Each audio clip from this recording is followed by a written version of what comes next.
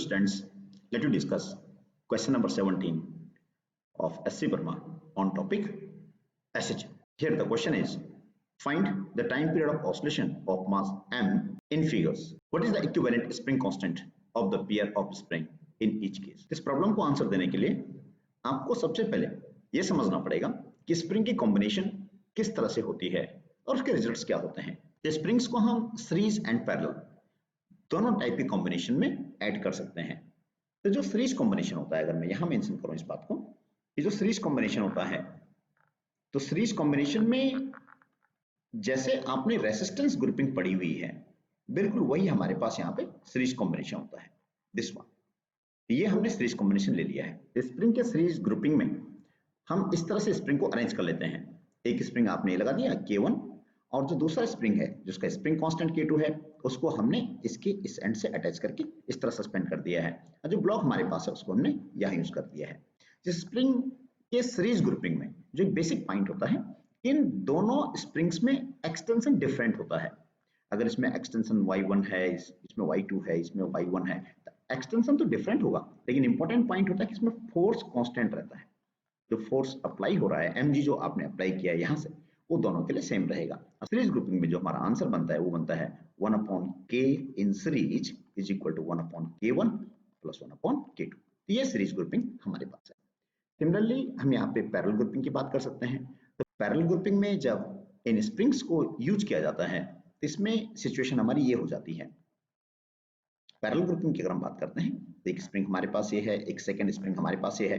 इन दोनों स्प्रिंग को हमने किसी एक मास से अटैच कर दिया है। This spring is K1, this one is K2। और अगर हम यहाँ पे इस मास को इक्विलिब्रियम से एक्सटेंड करते हैं, हम ये देखते हैं कि दोनों स्प्रिंग में जो एक्सटेंशन होगी वो एक्सटेंशन सेम होगी, इक्वल एक्सटेंशन होगी। जितना ये स्प्रिंग नीचे इलोंगेट होगा, उतना ही ये स्प्रिंग भी इलोंगेट होगा। मींस एक्सटेंशन y क्या रहेगा, यहाँ पे सेम रहेगा। अब पैरेलल ग्रुपिंग में जो इफेक्टिव आंसर आता है Kp is equal to K1 plus K2, ये हमारे पास पैरेलल ग्रुपिंग का आंसर है। तो इन आंसर्स को यूज करके अब हमें, इन रिजल्ट्स को यूज करके अब हमें इस क्वेश्चन को आंसर देना है। तो यहाँ पे हम बहुत केयरफुली दे सकते हैं। इस फर्स्ट का हम आंसर देते हैं, फर्स्ट केस का। तो आप देख रहे हैं यहाँ पे कि जो दोनों स्प्रिंग्स हैं, ये दोनों स्प्रिंग्स पैरेलल में कनेक्टेड हैं। उसकी वजह यह है कि अगर हम इस ब्लॉक को इस डायरेक्शन में खींचते हैं, तो आप देखेंगे इलोंगेट होगा, उतना ही K2 भी इलोंगेट हो जाएगा। This two are in parallel. और पैरेलल ग्रुपिंग में हम जानते हैं यहाँ पे जो K डैश आएगा, that will be equal to K1 plus K2 is the answer here. ये हमने स्प्रिंग कांस्टेंट को सॉल्व कर दिया है। अगर हम यहाँ पर देखते हैं, इस केस में अगर इस मास m को अगर हम राइट साइड कंप्रेस करते हैं, मैंने इसको अगर थोड़ा कंप्रेस कर दिया, मैंने इसको x से कंप्रेस कर दिया, तो आप देखेंगे कि ये जो K1 स्प्रिंग है, ये भी x से इलोंगेट हो जाएगा।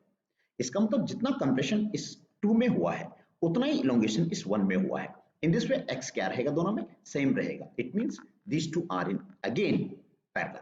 और अगर पैरेलल में है तो हम अच्छी तरह जानते हैं, इस केस में K डैश कितना हो जाएगा, again it will B K1 plus K2। Parallel grouping में ये रिजल्ट हमने अभी डिस्कस किया था। थर्ड वन इज, अगर आप इसको देखें तो आप अच्छी तरह देख रहे हैं, अगर हम इस मास को इस डायरेक्शन में शिफ्ट करते हैं, तो जो K1 K2 है, ये K1 K2 में जो इलोंगेशन होगी वो डिफरेंट इलोंगेशन होगी। और इस तरह से ये दोनों स्प्रिंग किसमें आ जाएंगे, सीरीज ग्रुपिंग में आ जाएंगे। In series grouping we know very well 1/k dash is equal to 1/k1 plus 1/k2। In this way अगर इसको सॉल्व करते हैं, तो k dash comes out to be K1 K2 upon K1 plus K2। तो ये इस question का जो सेकंड पार्ट था कि इक्विवेलेंट स्प्रिंग कांस्टेंट क्या होगा, वो हमने सॉल्व कर दिया है। अब यहीं पे आपको टाइम पीरियड कैलकुलेट करना है। तो time period you all know very well, time period t is equal to 2 pi under root m by k। k की जगह में कितना है यहाँ पे, k डैश है। तो t is equal to 2 pi under root m by k dash. k dash कितना आपके पास, it is here K1 plus K2 is the answer here. Second part, इसका आंसर कितना आ जाएगा, it will be here 2 pi under root m by k dash. Just अब हम यहाँ पे इसकी वैल्यू पुट कर देंगे, it become here m by k dash is K1 plus K2। Similarly अगर यहाँ वैल्यू पुट करते हैं, t is equal to 2 pi under root m by k dash. k dash का वैल्यू आपके सामने लिखा हुआ है K1 K2 upon K1 plus K2 is the answer for first part of the question. Let us discuss question number 18 of SC VERMA on topic HHM. The question is, the spring shown in figure is unstressed when a man starts pull the cord. The mass of block is capital M. If the man exert a constant force F, find the amplitude of the time period of the motion of block. B part is the energy stored in the spring when the block passes through the equilibrium position and the kinetic energy of the block at this position. Here it is given to in this problem a force F is acting on the block M. तो जैसे आपने force act किया, external agency ने force act किया, इससे simplest one ये block आगे shift हो जाएगा, यहाँ पे कोई फ्रिक्शन नहीं है, ये ब्लॉक शिफ्ट होके यहाँ आ जाएगा, जो आप सामने देख रहे हैं, यहाँ तक ये ब्लॉक एक्सटेंड हो जाएगा, यहाँ तक इस ब्लॉक में डिस्प्लेसमेंट हो जाएगा। आपने अप्लाइड फोर्स कितना लगाया, F लगाया। अब एग्जैक्टली होगा क्या, जो स्प्रिंग की प्रॉपर्टी होती है वो होती है स्प्रिंग फोर्स की, that is the restoring force. Exactly आपने जब इसमें ये एक्स एक्सटेंशन दिया है स्प्रिंग में, तो यहाँ पे इस स्प्रिंग में एक रेस्टोरिंग फोर्स एक्ट करना शुरू कर देगा। तो जो रेस्टोरिंग फोर्स लगेगा वो opposite direction of applied force के हो जाएगा। अब एक कंडीशन ऐसी आएगी कि जहां पे जो अप्लाइड फोर्स है और जो हमारे पास रेस्टोरिंग फोर्स है दोनों एक दूसरे के इक्वल हो जाएंगे, और वो जो कंडीशन होती है उसी को हम इक्विलिब्रियम पोजीशन बोलते हैं। जब सिस्टम पे नेट फोर्स क्या हो जाता है, जीरो हो जाता है। तो इस पोजीशन में नेट फोर्स जीरो हो गया, तो यहाँ पे एक्स की वैल्यू क्या हो जाएगी, जीरो हो जाएगी। ये मीन पोजीशन हमारे पास है, it is called the equilibrium position, mean position. जब मीन पोजीशन अटेन हो जाएगी, जब सिस्टम इक्विलिब्रियम में आ जाएगा, उस टाइम पे हम अच्छी तरह जानते हैं यहाँ पे नेट फोर्स जीरो हो जाएगा। आपके पास रेस्टोरिंग फोर्स कितना है, जो लेफ्ट साइड लगा हुआ है, the restoring force is equal to the applied force. Restoring force that you know very well, kx is equal to applied force is F। तो यहाँ से हम एक्सटेंशन को कैलकुलेट कर सकते हैं, F by k। It is the extension in the spring at equilibrium position. The first part of the question is find the amplitude and time period of motion of the block. अब यहाँ पे जैसे ही हमने इस block पे force act किया, यहाँ से हमने ब्लॉक की ओरिजिनल पोजीशन ये थी, यहाँ पे अभी डिस्प्लेसमेंट जीरो है। एक्सटर्नल सोर्स ने जैसे इस पे फोर्स लगाया, लेट इट बी, ये मैक्सिमम डिस्टेंस जो इसने कवर की है x इक्वल टू जीरो से लेकर इस पोजीशन तक, यहाँ पे let this position is here C, let this position is D। तो C से D तक की जो डिस्टेंस कवर हुई है वो डिस्टेंस x है। यहाँ पे जो x डिस्टेंस कवर हुई है, ये x डिस्टेंस ही एम्पलीट्यूड का काम कर लेगा, यही इसका एम्पलीट्यूड होगा, and it will be the amplitude here. यही हमारे पास एम्पलीट्यूड हो जाएगा। जो इसका टाइम पीरियड होगा वो आप इजीली कैलकुलेट कर सकते हैं। The time period t is equal to, you know very well, 2 pi under root m by k is the time period of SHM. M is the mass and k is the spring factor.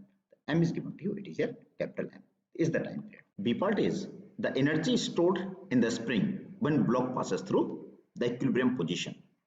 तो यहाँ पे आपने अब ये देखना है कि जो इक्विलिब्रियम पोजीशन है, जब ब्लॉक वहां से पास होगा बी पार्ट में, तो उस टाइम पर इसकी पोटेंशियल एनर्जी कितनी हो जाएगी स्प्रिंग में। तो आप देख रहे हैं कि यहाँ पे नेट फोर्स जीरो है, तो ये हमारे पास इक्विलिब्रियम पोजीशन हो जाएगी। इस इक्विलिब्रियम पोजीशन पे अगर हम देखें जो एनर्जी होती है स्प्रिंग की, तो वो potential energy of spring that you know very well, half k x square. It is here half k x, you know very well. आपने सॉल्व किया एक्स को, एक्स आपका आंसर आया है यहाँ से, आप देख सकते हैं x equal to f by k. ये वैल्यू हम पुट कर देंगे, हमारा आंसर कितना हो जाएगा, एफ स्क्वायर बाई के स्क्वायर। कैंसल आउट हो जाएगा, it become here F square by 2k। It is the potential energy of spring at the equilibrium position. उसके बाद आपको जो थर्ड पार्ट पूछा हुआ है, ये है कि the kinetic energy of the block at this position. इस इक्विलिब्रियम में ब्लॉक की काइनेटिक एनर्जी कितनी हो जाएगी। तो ब्लॉक जो यहाँ से आप देख रहे हैं इक्विलिब्रियम पोजीशन में अगर ब्लॉक क्रॉस होता है, तो वो जो पोजीशन होती है, इक्विलिब्रियम की जो पोजीशन होती है, वो हमारे पास मीन पोजीशन होती है। Equilibrium stand for here the mean position. अब मीन पोजीशन पे अगर ब्लॉक क्रॉस करता है, तो उस टाइम पे हम अच्छी तरह जानते हैं जो वेलोसिटी होती है मैक्सिमम वेलोसिटी होती है, और वो वेलोसिटी कितनी होती है, a ओमेगा। यहाँ पे a तो हो गया एम्पलीट्यूड x, और ओमेगा हम अच्छी तरह जानते हैं, omega is equal to under root of k by m। अब आपको काइनेटिक एनर्जी निकालनी है block. Kinetic energy of block कितना हो जाएगा, half m into v maximum square. Half m into v maximum square comes out to be x square into k by m। अब यहाँ से हम गिवन प्रॉब्लम में जो मास है ये हमारे पास कैपिटल M है, ये हम यहाँ रिप्लेस कर देंगे। Half of capital M x square, x आपने अभी कैलकुलेट किया है, x को हमने अभी डिस्कस किया है, it is here f by k। ये कितना हो जाएगा, f square by k square into k by m, k by capital M is here. यहाँ से कैंसल आउट हो जाएगा, यहाँ से कैंसल आउट हो जाएगा, और जो काइनेटिक एनर्जी आएगी वो आपकी आ जाएगी f square by 2k। It is the answer for third part of the problem.